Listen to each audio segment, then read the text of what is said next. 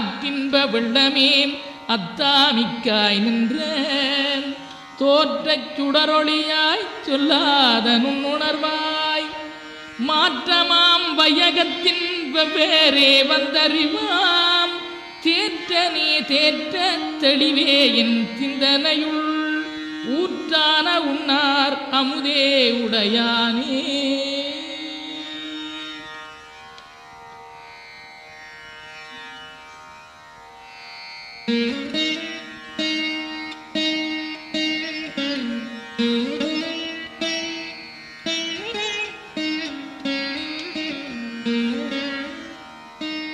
வேற்று விகார விடக்குடம்பினுட்கிடப்ப ஆற்றேனம் ஐயா அரணேயோ என்றன்று போற்றி புகழ்ந்திருந்து பொய்கட்டு மெய்யானாய்